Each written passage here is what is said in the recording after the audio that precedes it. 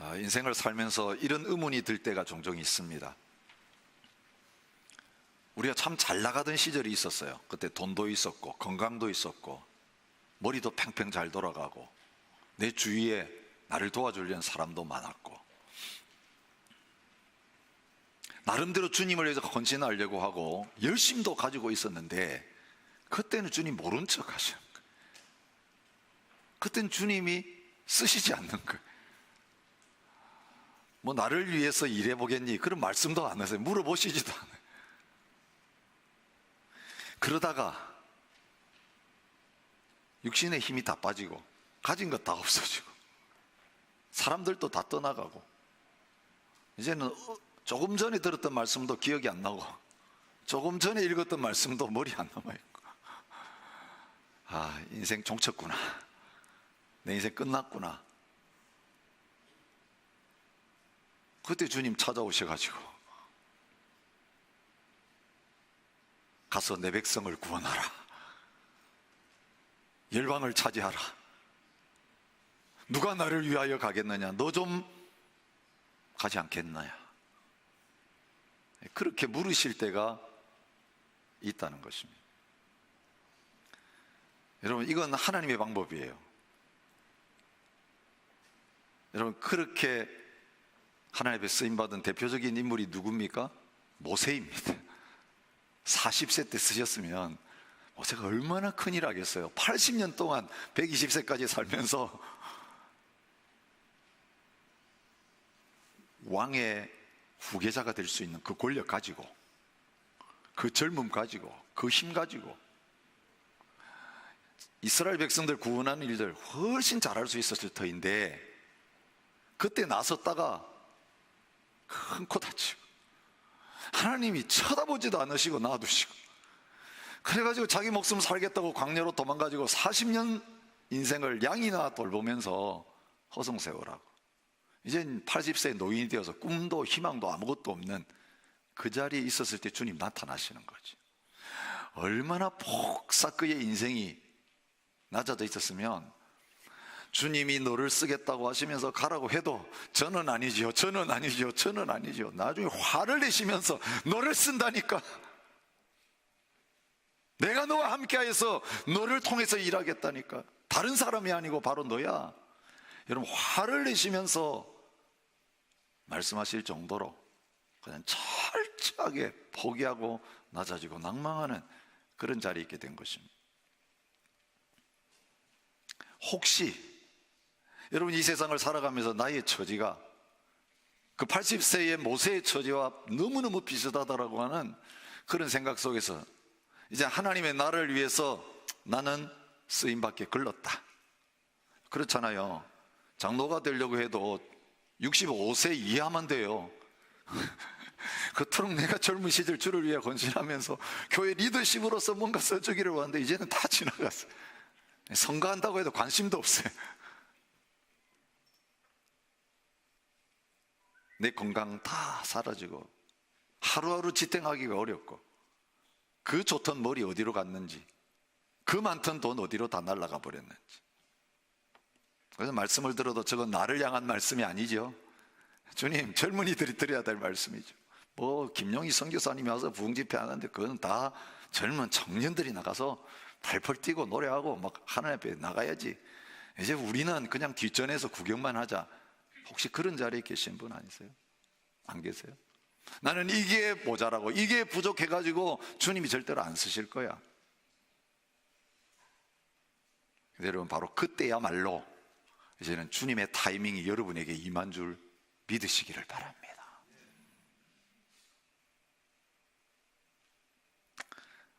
올해 60이 됐습니다. 환갑이 지났습니다. 저는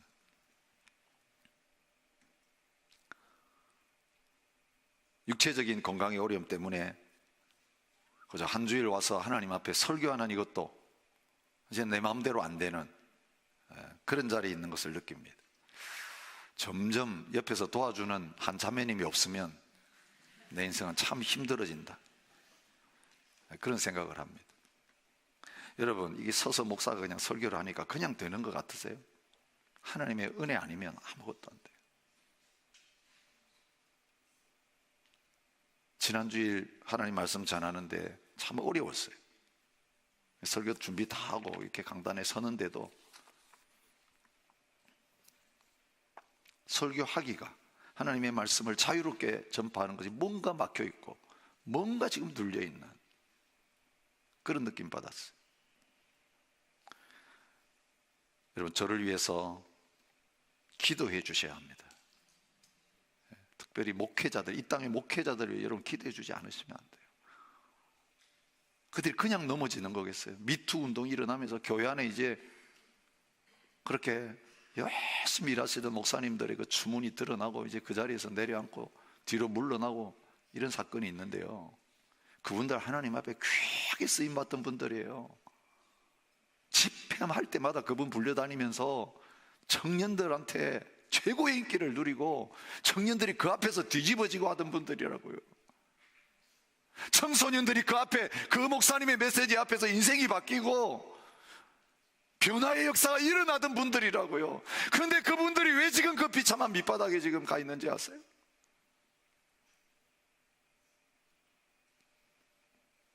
그도 사람인데, 그도 연약한 존재인데, 하나님 은혜 없으면 아무것도 안 되는데 그냥 세워놓으면 말씀이 나오고 세워놓으면 은혜가 나온 줄 알고 기도하지 않고 경호하고 파수하지 아니하고 그냥 그냥 팔짱 끼고 바라보고 있다가 결국 그 외로움 가운데서 그 영적 싸움 혼자 싸우다가 펄썩 넘어져가지고 그런 눈 뽑힌 삼손과 같은 그런 자리에 서게 되는 거예요.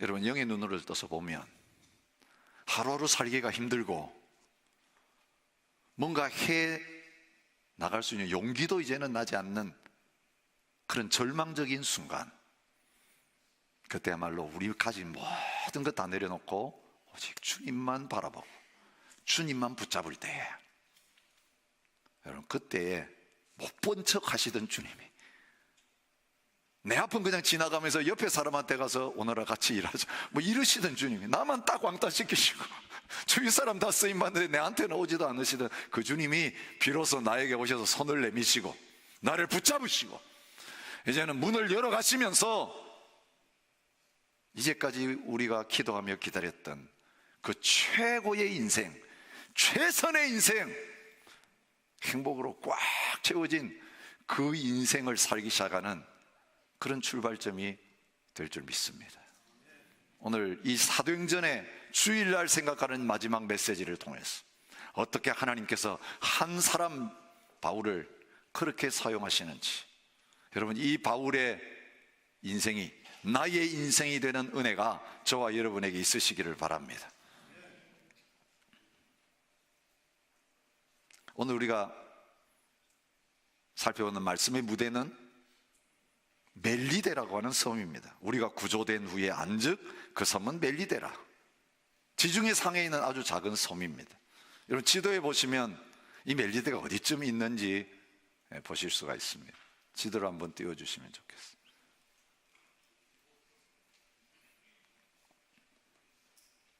가이사랴에서 출발해가지고 로마로 가는 길입니다.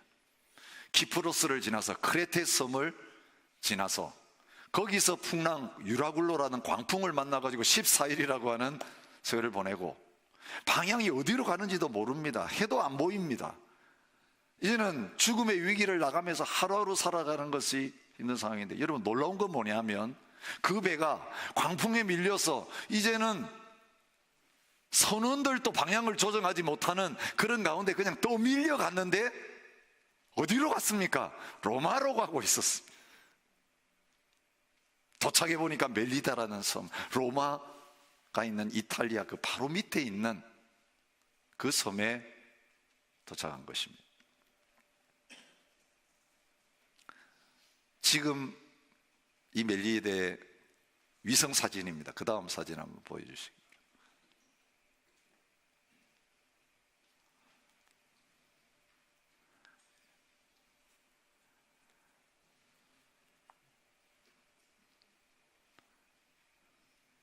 예, 안 보여주셔도 됩니다.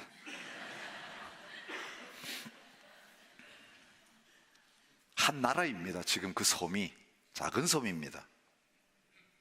길이가 29km, 너비가 15km 정도 되는 아주 작은 섬입니다.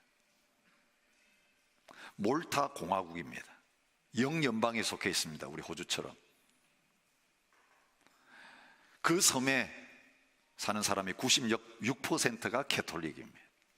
사실은 그 지중해 섬은 외딴 섬인데 거의 대부분이 하나님을 믿고 예수님 믿는, 물론 우리 개신교는 아니지만 역사상 계속 그 종교밖에 없었으니까 지금까지 지키고 있는 거예요. 여러분, 대부분의 나라들이 그렇습니다. 전 캐톨릭이 먼저 들어가면 그냥 그 캐톨릭 국가가 돼요. 개신교가 먼저 들어가면 개신교 국가가 돼요. 정교회가 먼저 들어가면 정교회 돼요. 이집트 같은 나라는 처음 마가가 복음 전하면서 그 복음 받았기 때문에 그 2000년 역사되면서 지금 콥틱이라고 하는 그런 정교의 신앙을 가지고 있는 거예요. 아니, 저 작은 섬의 96%, 전 인구가 다 크리스찬인, 이런 일이 어떻게 일어났는가? 그 비밀이 오늘 말씀에 있는 거죠. 처음 발을 내디뎠을 때에 이 멜리데 섬에서 바울이 경험한 것은 최악이었습니다. 요즘 한국 사람들이 쓰는 표현으로 하면 설상가상입니다. 눈이 내렸는데 그 위에 서리까지 내린 것입니다. 엎친 데 덮친 격입니다. 노루를 피하다가 범을 만나고 도둑을 피하다가 산적을 만난 그런 격이라고 할 수 있습니다. 여러분, 바울이 지난 주일날 주님 앞에 시민권을 사용하면서 가이사에게 상소합니다 하는 순간에 바울은 그 이후에 신체의 자유를, 그리고 자기 마음대로 할 수 있는 모든 권리를 다 포기했습니다. 로마로 언제 데려다 주느냐, 어떤 방법으로 데려다 주느냐, 바울의 신체적인 자유는 그 가고 서고 하는 모든 것은 누구의 손에 달려 있습니까? 철저하게 그를 로마까지 데리고 가는 백부장과 그 로마 군인의 손에 달려 있게 된 것입니다. 저는 이 바울의 이 모습을 보면서 이게 진짜 그리스도인의 모습이다. 내가 뭘 할 건지, 어디로 갈 건지, 무엇을 할 것인지, 이 모든 것의 주도권이 이제 나에게 있지 아니하고 다른 사람에게로 넘어가는. 그런데 누구에게 넘어가는가? 예수 그리스도, 그분을 주라고 고백하면서 주님, 나의 인생의 주도권을 이제는 주님께 넘깁니다. 주님이 끌고 가시는 대로 나는 가겠습니다. 이리로 가라 그러시면 이리로 가고 저리로 끌고 가시면 저리로 가겠습니다. 전적으로 주님에게 매여 이제는 주님이 원하시는 대로 다 모든 걸 열어놓고 그렇게 맡기면서 살아가는 삶, 그것이 그리스도인의 삶이라고 생각합니다. 근데 그 자리까지 가는 게 쉽지 않은 거죠. 안 끌려가려고, 안 잡히려고, 이리 빠져나가고 저리 빠져나가고, 주님 앞에 알아서 해주십시오 했다가 주님이 일 좀 처리하고, 이제는 제가 할까요? 또 데려와가지고 또 다시 망쳐놓고,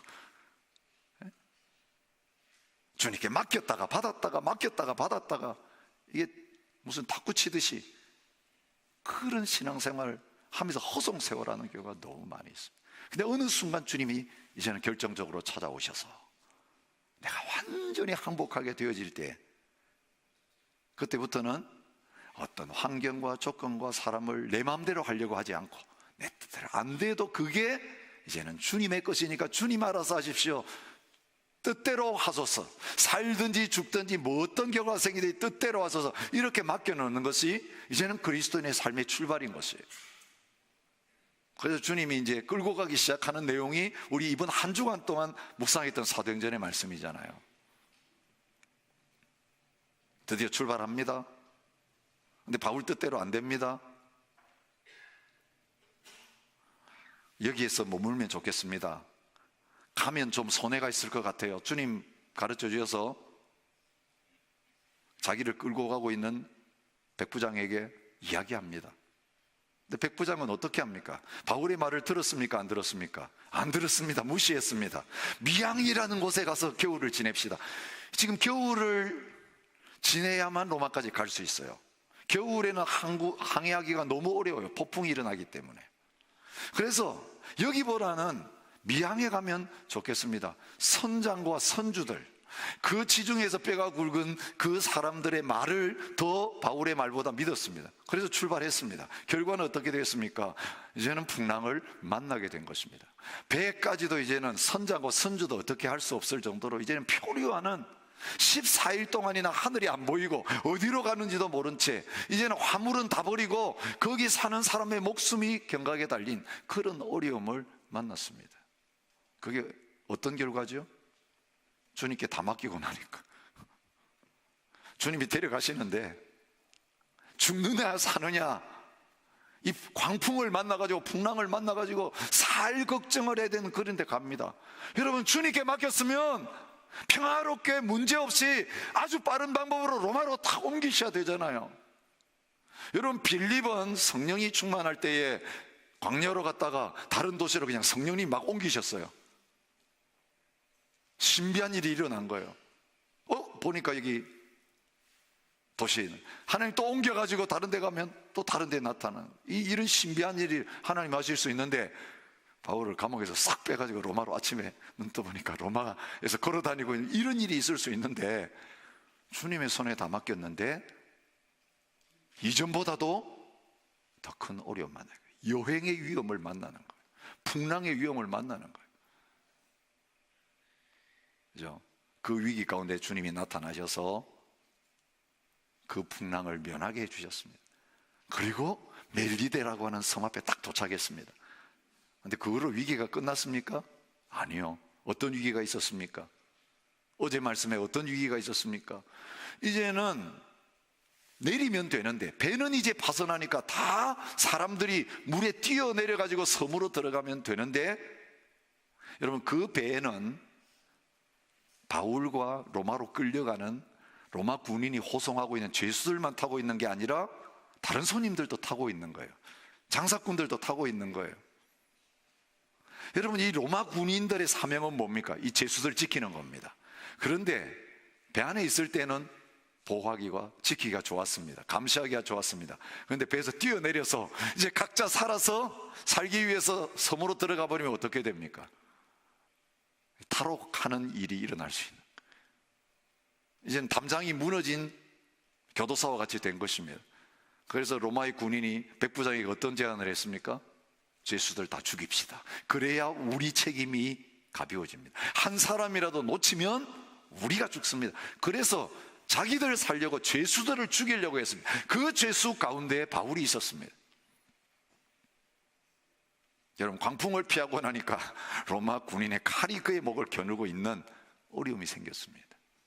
하나님이 백부장의 마음을 움직이셨어요. 결과는 어떤 거냐면, 다른 죄수는 죽이고 바울은 살리는 게 아니라 바울을 살리는 것 때문에 함께 가는 다른 죄수까지 살게 되어지는 그런 은혜가 있는 거예요. 여러분, 오늘 광풍이 일어나는, 살육이 일어나는, 살인이 일어나는 이 삭막한 시대 한가운데서 우리가 그 배를 타고 있기 때문에, 우리가 함께 있기 때문에 살 걱정하고 죽느냐 사느냐 고민하면서 벌벌 떠는 우리가 아니라, 우리가 있는 한 우리 배는 안전하다, 우리가 있는 한 이 공동체는 안전하다, 우리 때문에 다른 사람이 살게 된다, 복의 통로가 되고 축복의 근원이 되는 삶을 사는 저와 여러분 되시기 바랍니다. 여러분, 바울은 그 풍랑의 한가운데서 그 역할을 했습니다. 바울 때문에 다 살았습니다. 바울 때문에 생명 얻는 역사가 일어난 것입니다. 그래서 멜리데 섬에 도착했습니다. 근데 기다리고 있는 건 뭡니까? 겨울이었기 때문에 토인들이, 원주민들이 와가지고 불을 피워서 따뜻하게 해주고, 그런데 이제 나무를 해가지고 불에 던져놨는데 바울도 그 일을 하고 있는 걸 보게 됩니다. 그 불이 따뜻하니까 나무 속에 섞여있던 독사가 와서 바울의 손을 물었습니다. 그냥 뱀이 아닙니다. 독 없는 뱀에게 물렸겠지, 이런 거 아닙니다. 여러분, 그 원주민들은 독사인지 해가 없는 뱀인지 너무 잘 압니다. 그 독사가 물고 있는 것을 보고 그들이 기대했던 건 뭡니까? 죽을 것을 기대했습니다. 분명히 독사가 물었으니까 살지 못할 것이다. 분명히 독이 퍼지면 몸이 붓고 갑자기 쓰러져서 죽게 되는 일이 보통의 일이었습니다. 당연한 결과였습니다. 그래서 기다리고 있는 그런 상황이 조성된 것입니다. 여러분, 하나님 막으실 수 있습니까? 못하십니까? 막으실 수 있죠. 여러분, 혹시 뱀에게 물려보신 적이 있습니까? 벌에게 쏘여 보신 적이 있습니까? 여러분, 쏘일 수도 있고 안 쏘일 수도 있고요, 물릴 수도 있고 안 물릴 수도 있어요. 우리 인생 살아가다 보면 그런 일이 비일비재하잖아요. 교통사고 날 수도 있고 안 날 수도 있고, 남들이 걸리는 병에 같이 걸릴 수 있고 안 걸릴 수 있고. 근데 우리는 걸리고 나면 이런 불평하는 거예요. 아니, 저 사람 멀쩡한데 나만 걸렸습니다. 아니, 같은 식당에서 밥을 먹었는데 나한테만 식중독이 일어나고 이 사람은 멀쩡해. 여러분, 그게 결코 우연이라고 할 수 없는 거예요. 애꿎은이란 왜 나만 당합니까? 여러분, 최악의 상황, 내가 기대하지 않는 일들이 우리에게 일어날 수 있는 것입니다. 그게 바울에게 일어난 거예요. 다른 제수들은 멀쩡한데 바울의 손가락만 물고 있는 그런 일이 일어나는 거죠. 최악의 상황인 것입니다. 여러분, 그런 일이 일어날 때마다 주님께 다 맡겨서 되어진 일이에요. 그죠? 뱀이 무는 거 바울이 결정 못해요. 날 물어달라 뭐 이렇게 할 수도 없는 거예요. 뱀이 물고 싶은 사람 무는 거 아니에요. 아니, 짐승을 어떻게 컨트롤 하겠냐고, 우리가 그 야생 짐승을. 옆에서 확 들어와서 박는 차를, 그 주인을 내가 누군지도, 누가 드라이버인지도 모르는데 어떻게 내가 컨트롤 할 수 있겠느냐고요. 벼락이 떨어지는데 내가 어떻게 내 집에 내한테 떨어질 걸 컨트롤할 수 있겠느냐. 자연 현상부터 시작해서 사회적인 모든 현상이 내가 원하는 대로 될 수 없어요. 아웃 오브 컨트롤, 내 손을 다 벗어났어요. 그런데 기억하십시오, 주님께 다 맡긴 사람은 그 일이 일어날 때에 어쩌다가 재수 없어가지고 내가 당한 게 아니라 머리카락 하나까지 세시는 주님께서 나에게 타겟을 해서 그 일이 일어나게 하셨다. 누가 나에게 그 일을 했느냐가 중요한 거예요. 그 사람이 악인이든지 선인이든지 상관없는 거예요. 여러분, 그 일을 내가 당하게 하셨을 때 이 최악의 상황 속에서 하나님께서 이 일을 통해서 최악을 최상으로 바꾸시는, 이제는 주님의 손에 맡겼으니 이것까지 사용하셔서 합력해서 선을 이루시는 그 역사가 일어날 것이다. 여러분, 그때 믿음을 드러내는 저와 여러분 되시기 바라요. 그때 불평하고 원망하는 건 세상 사람들이 할 수 있어요. 기복신앙 가지고 주님 앞에 좀 열심히 하면 복받고 잘되고 형통하고, 그다음 조금이라도 어려운 일 생기면 그냥 언제 주님 앞에 기도하고 언제 봉사했다는 듯이 탁 뒤돌아서서 욕하고 돌아가는 자기중심적인 그 믿음의 인생, 이제는 끝내는 저와 여러분 되시기를 바랍니다.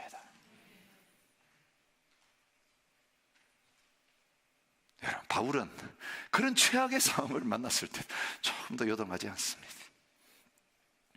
사람들은요, 이런 바울의 손에 독사가 달려있으니까 비난합니다. 진실로 이 사람은 살인한 자로다. 바다에서는 구조를 받았으나 공의가 그를 살지 못하게 함이로다. 여러분, 주님께 맡긴 인생에 이런 위기가 올 때에 사람들은 수군거리기 시작하는 거예요. 목사가 뭐가 죄 지었으니까 저런 어려움을 받지, 숨은 죄가 있나 봐. 아, 저렇게 열심히 하시던 장로님 권사님의 집안에 자식들이 저렇게 되는 거 보니까 뭔가 하나님이 치시는 것 같아, 뭐 이런 거 있죠, 그죠? 그 사람 앞에서는 이야기를 안 해요. 기도하면서 우리 저분 위해 특별히 기도해야 될 것 같아요. 네? 그러면서 막 쑥덕거리면서 막 머리를 굴리면서 무슨 죄일까 막 알아보려고 하고 막 뒷조사를 하고, 그리고 심지어 또 용기 있는 사람은 주님이 말씀하셔서 하면서 꽉 와서 한 방 꽉 먹이고, 당신이 왜 안 거들렸는지 아세요? 기도 안 하더니 벌써 그렇게 됐잖아요. 하나님 앞에 드려야 될 걸 안 드린 거 없어요? 여러분, 주님께 맡긴 인생인데, 다 포기하고 주님 앞에 맡긴 인생인데, 이 바울이 당했던 이런 일들이 일어나고 그런 말들이 들려옴에도 불구하고 바울은 어떻게 하고 있습니까? 그냥 그 뱀을 불에다가 떨어버리죠.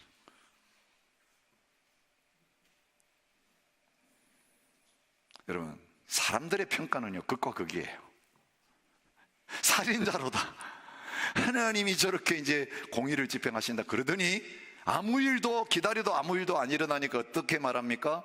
그를 신이라고 하더라. 여러분, 나를 떠받들고 하나님처럼 하는 거기에 속아 넘어가지 마시기 바랍니다. 그 사람들이 조금 있다가 내가 약해지면 나를 짓밟습니다. 너는 살인자로다.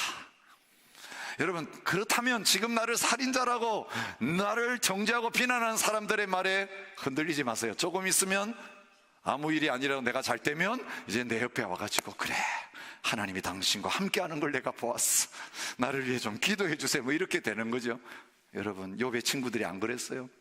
너 죄 때문에 하나님이 심판하신다 하다가 나중에 욥의 기도 안 받으면 그들이 안 되게 됐을 때 다 고기를 내미는 일이 일어났어요. 근데 바울은요, 사람들이 살인자라고 하든 신이라고 하든 거기에 개의치 않았어요. 하나님이 나에게 무엇을 원하시는가? 여러분, 자기의 생명은 주님의 손에 온전히 달려있는 거 알았어요. 광풍이 그를 죽이는 게 아니에요. 로마 군인의 칼이 그를 죽이는 게 아니고 독사가 그를 죽이는 게 아니라는 거예요. 여러분, 그가 언제 죽습니까? 사명이 끝나면 죽는 거예요. 근데 그 사명이 끝나지 않았다면 유라굴로 광풍이 불어도, 로마인의 칼이 그의 목에 들어와도, 독사가 물어도 그의 생명은 안전한 것입니다. 주의 손에 붙잡혀 있는 인생은 그렇습니다. 죽는 것 겁내지 않습니다. 옆에서 사람이 죽어나가도 나는 안연히 거하리로다. 나는 잠잘 수 있는 그런 믿음의 자리에 서게 되는 것입니다. 바울에게 무슨 이런 배짱이 있었습니까? 주님의 약속의 말씀이 있었기 때문에 그렇습니다. 바울아, 두려워하지 말라. 내가 가이사 앞에 서야 하겠고, 또 하나님께서 너와 함께 항해하는 자를 다 내게 주셨다. 그 말 듣고 선포합니다. 여러분이여 안심하라. 나는 내게 말씀하신 그대로 되리라고 하나님을 믿노라. 근데 죽는 자리로 가는데, 어려운 자리로 가는데, 망하는 자리로 가는데, 더 이상 먹을 게 없는데, 쓰러져서 일어나지도 못하는데 나는 하나님을 믿노라. 여러분, 고난의 순간이 있습니까? 지금 그 자리에 있습니까? 믿음을 드러내셔야 될 때입니다. 세상 사람들은 포기하고 못 살겠다 그러고 이제는 신앙 다 내려놓고 다 교회를 떠나고 하나님을 떠나는 자리에 있을 때, 그 자리에 우뚝 서서 나는 이 자리를 떠날 수 없어, 하나님을 나는 믿는다. 그때 하나님 역사하시는 거예요. 그게 최악이 아니라 최상의 상황인 것을 하나님은 드러내시는 것입니다.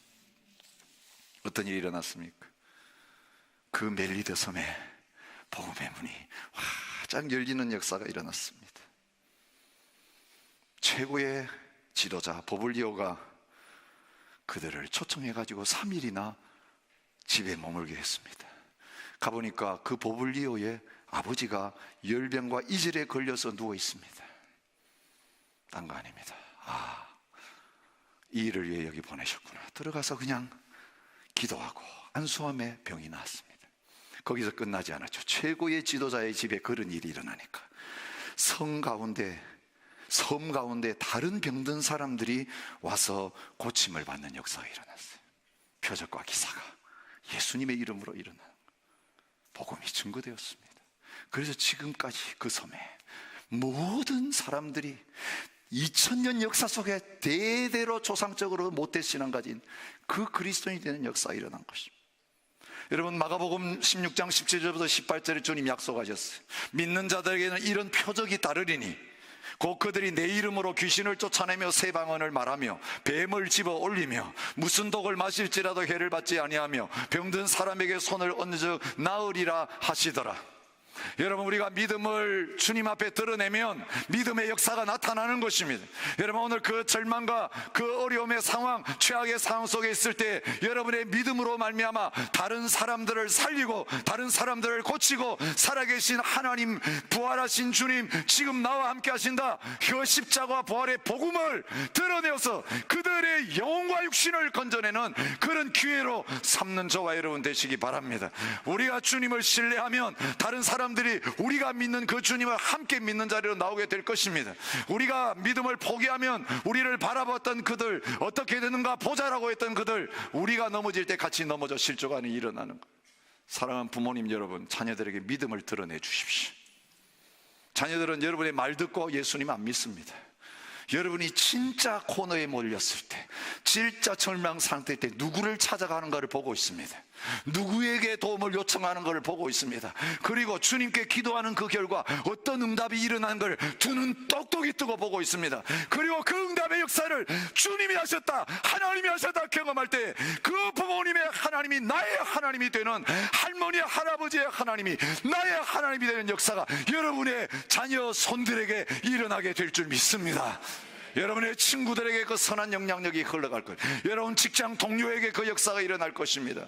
저렇게 예수 믿는 신앙 때문에 박해하고 짓밟히고 위기의 상황에 몰려고 그 사람 인생 끝난 줄 알았더니, 종친 줄 알았더니 주님 살아계시는구나, 말씀대로 되는구나, 그 사람이 선포한 그대로 이루어지는구나. 우리의 죄악의 상황 속에서 주님을 바라보고 우리의 믿음을 선포하게 되어질 때 주님은 그 핍박자들을, 반대자들을 믿는 자들로 바꾸시고 원수를 친구가 되게 하시는 그런 놀라운 역사들이 나타나게 되어질 것입니다. 그 결과는 겨울 지날 때까지 3개월 동안 거기에 머물렀는데 후한 예로 우리를 대접하고 떠날 때에 배에 쓸 것을 다 실어주고, 여러분 그것이 보급차가 되었습니다. 겨울을 지낼 수 있는 피난처가 되는 그런 은혜가 있게 된 것입니다. 죽을 자리가 살 자리가 되는 것입니다. 여러분 그 마지막 믿음을 주님 앞에 드러내는, 주님만을 신뢰하고 바라보는 그 일이 끝났을 때 비로소 그토록 사모하고 고대하던 로마를 향한 출발이, 그리고 이제 막힘이 없이 바로 로마로 직행하게 되어지는 그 일이 일어납니다. 몇 곳을 거쳐서 배까지 준비하셔서 로마로 가는데, 갔을 때 그 아비아가도, 여러분 지금도 로마에 가면 아비아가도를 볼 수 있습니다. 그 아비아가도는 황제가 나아가서 외국의 군대를 무찌르고 그 승리한 다음에 그 군사들을 앞세우면서 죄수들을, 포로들을 끌고 승리의 개선 항진을 하면서 백성들이 나와가지고 열광적으로 환영하면서 퍼레이드를 벌였던 그 길이에요. 여러분 저런 죄수의 신분으로 끌려가고 있는 바울에게 그 소문을 한 성도들이 나왔어. 로마에서 50km 떨어진 과거 개역 성경에는 삼관이라고 번역되어 있는데 우리 성경에는 뭐라고 되어 있습니까? 트레이스 타베르네. 이 원문 그대로 한 거예요. 삼관은 세계의 요관이란 뜻이. 삼관 이게 뭐지? 관이 세계란 말인가? 뭐 그런데 오히려 세계의 여관이 그 길가에 있는 그 장소까지 왔다는 거예요. 여러분 사랑하는 성도들의 따뜻한 환영을 받으면서 바울은 얼마나 강한 담대한 마음을 갖게 되는지 모르. 이 모든 최악의 과정을 최상으로 바꾸시거나 늦다고 생각하는 게 가장 빠른 길이었구나. 여러분 오늘 저와 여러분한테 이 전화위복과 형통의 문이 활짝 열릴 수 있기를 주님의 이름으로 축복합니다. 원수들이 이겼다고 승리를 자축하고 있던 삼손의 비참한 패배의 현장, 그 현장은 삼손이 자기의 목숨을 주님 앞에 쏟아부으면서 자기 전체를 드렸을 때, 살았을 때 죽인 자보다 그 마지막 죽음의 자리에서 죽인 자가 더 많았더라. 이방신을 찬양하며 삼손을 조롱하던 자리가 하나님께서 그들을 심판하여 쓸어버리시고 하나님의 살아계심과 영광을 드러내는 장소로 바뀐 거예요. 이 현장이 어떤 현장이요? 십자가의 현장이에요. 마귀는 예수님을 십자가에 못 박아놓고 조롱하고 비난하고 너 하나님의 아들이냐? 그래서 승리의 개가를 부르고 이제 완전히 십자가에 끌어내려서 매장하고 장사 지내고 안심하고 있을 때, 여러분 아시죠? 그 십자가의 절망과 패배 현장, 따르던 제자들까지도 낙심해서 다 도망가고 문걸어 잠그고 벌벌 떨던 그 현장을 그 원수 마귀의 머리를 밟으시고 보혈의 능력으로 하나님의 아들의 이름의 권세로 이제는 새 생명을 주시고 승리하는 현장으로 바꾸신 분이 하나님이십니다. 내 생명을 주의 손에 부탁하나이다. 생명까지도 주님 앞에 드렸을 때에 그 십자가가 패배의 십자가가 아니라 승리의 십자가가 되게 하신 거예요. 여러분 인생을 살아오면서 지금 나는 패배자다, 나는 루저라고 생각하면서 주님 앞에 드린 인생에 대해서 다시 다시 멈칫거리는 자리에 있습니까? 여러분, 그 실패한 자리, 그 패배한 자리가 승리의 자리가 될 것입니다. 여러분, 거기에서 믿음을 선포하십시오. 주님이 나의 인생의 주인이십니다. 주님이 나를 온전히 사용하실 것입니다. 주님, 나는 더 이상 인생의 주인이 아닙니다. 이제는 내 뜻대로 되지 않는다 할지라도 주의 뜻대로 되기를 원합니다. 여러분을 향하여 주님이 이제는 이제까지 살려두시면서 남겨두시면서 가기를 원하시는 로마의 문이 이제부터 열리기 시작하고 그 로마로 직행하는 은혜의 역사들이 저와 여러분에게 일어날 수 있기를 주님의 이름으로 축복합니다. 중국의 선교의 문이 닫히게 되는 위기가 2월 달부터 시작되었습니다. 그런데 지난 한 달 동안 어떤 일이 일어났는지 궁금합니다. 여러분, 공개적으로 많은 돈을 들여 세웠던 예배당이 그냥 다 폭파되고 허물어지는 뉴스를 여러분 보셨을 거예요. 이제는 종교당국의 허락 없이는 모일 수도 없어요. 등록되지 않은 교회는 이제는 탄압하는 그런 일이 일어났습니다. 한때 열려졌던 종교의 자유가 이제는 봉쇄되는 위기가 있습니다. 이번에 김용희 선교사님 오셔가지고 중국이 어떤가요? 물어봤습니다. 그 안에 들어가서 많은 선교하시는 선교사님들이 계신데, 아니요, 진짜 하나님을 신뢰하고 모든 걸 맡긴 중국 교회 지도자들과 성도들은 지금의 이 상황을 감사하고 있습니다. 물량주의에 빠져가지고 중국에도 대형교회가 생기고, 대형교회 목사님들은 외제차를 타고 다니고, 큰 교회가 최고다. 이제는 자유를 주니까 하나님 대신 돈을 신뢰하고 건물을 신뢰하고, 여러분, 수십 년 동안 공산당의 박해 속에 기하급수적으로 주님만을 바라보고 부흥했던 교회가 자유가 주어지니까 타락하고 무너지고 도덕적인 이 타락 현상이 나타나는 그 자리 선거를 보면서 탄식하던 성도들이, 그렇습니다, 이 핍박이 은혜입니다, 핍박이 축복입니다, 다시 옛날에 그 핍박받던 시절 주님만 바라보던 신앙으로 돌아가는 역사들이 일어나게 되는 거예요. 여러분, 하나님 앞에 기도 응답으로 받은 축복과 은혜 때문에 기도도 안 하고 말씀도 순종 안 하고 형식적인 신앙의 자리에 앉아서 겨우 목숨만 끌떡끌떡 붙어있는 신앙생활하는 자리에 서 계십니까? 여러분을 깨우시고 다시 주님 앞에 세우기 위해서 주님이 풍랑을 일으키시고 독사를 보내시고 로마군의 칼을 내 목에 겨누실 때, 지금이야말로 주님이 나를 통해 영광을 받으실 때입니다. 나의 전부를 주님 앞에 가져가십시오. 온전히 여러분 자신을 남은 것 그 생명까지 주님께 드림으로 말미암아 이제부터 로마의 문이 열리는, 사명의 문이 열려서 이제까지 나를 위해 살아왔지만 남은 생에는 주를 위해서 살겠습니다, 살아도 죽어도 주를 위해서 사는 그 멋진 인생, 최상의 인생, 최선의 인생이 펼쳐지는 은혜가 있으시기를 바랍니다. 낙심하지 마십시오. 주님이 지금 그 자리에 세우셨습니다. 주님께서 거기까지 오게 하셨습니다. 어쩌다가 된 일이 아니에요.